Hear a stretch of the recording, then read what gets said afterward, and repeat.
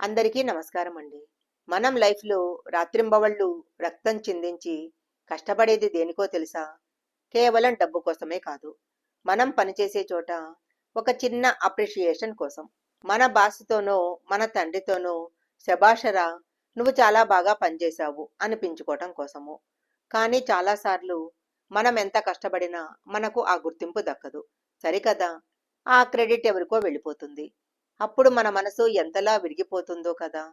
కానీ ఎలాంటి స్వార్థం లేకుండా పనిచేస్తే ఆఖరికి ఈ సృష్టిని శాసించే దేవుడు కూడా మనకెలాంటి గుర్తింపు ఇస్తాడో హనుమాన్ చాలీసాలోని 12వ శ్లోకం మనకు నేర్పిస్తుంది. రండి ఆ గొప్ప సత్యాన్ని తెలుసుకుందాము.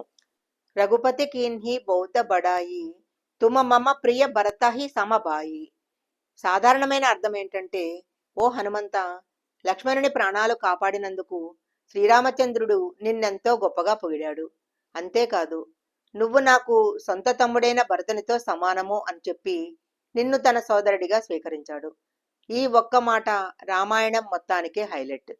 అసలు ఒక సామాన్య వానరుడిని తీసుకెళ్లి ఏకంగా తన సొంత తమ్ముడి స్థానంలో కూర్చోబెట్టడం వెనక అసలైన మేనేజ్మెంట్ అండ్ లైఫ్ లెసన్ ఏంటో చూద్దాము.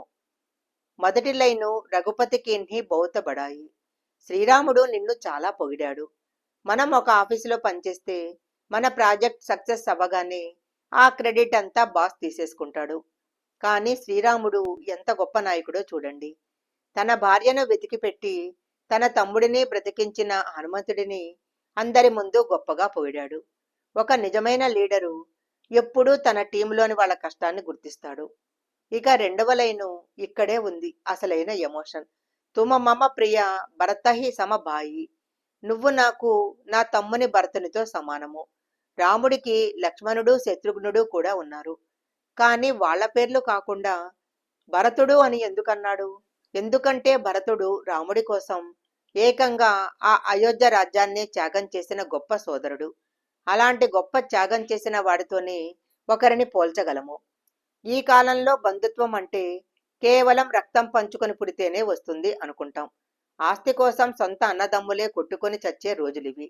కానీ హనుమంతుడు మనకేం నేర్పిస్తున్నాడంటే, నువ్వు నీ జాబులో, నీ ప్రొఫెషన్లో ఇది నా పని, నేను నిజాయితీగా చేస్తాను అని ఎలాంటి ప్రతిఫలం ఆశించకుండా కష్టపడు.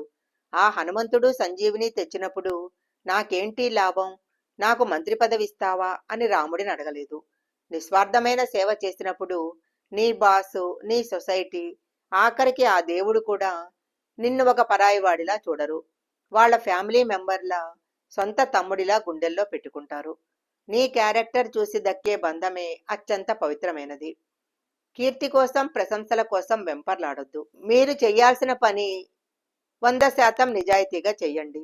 ఎవరూ చూడటం లేదు, ఎవరూ గుర్తించటం లేదు అని బాధపడకండి. ఆ పైనున్న దేవుడు అన్నీ గమనిస్తూ ఉంటాడు. సరైన సమయం వచ్చినప్పుడు ఈ లోకంలో ఎవరూ ఇవ్వలేని అత్యున్నతమైన స్థానాన్ని ఆ దేవుడే మీకిస్తాడు.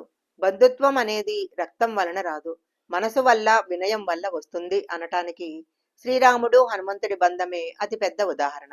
ఈ ఎపిసోడ్ కనుక మీకు నచ్చినట్లయితే లైక్ చేయండి, షేర్ చేయండి. కామెంట్స్లో జై శ్రీరామ్ అని టైప్ చేయండి.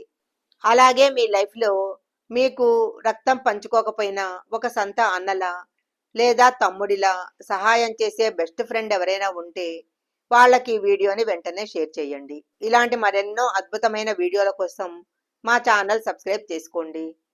మరొక అద్భుతమైన వీడియోతో రేపు కలుద్దాం. జై శ్రీరామ్.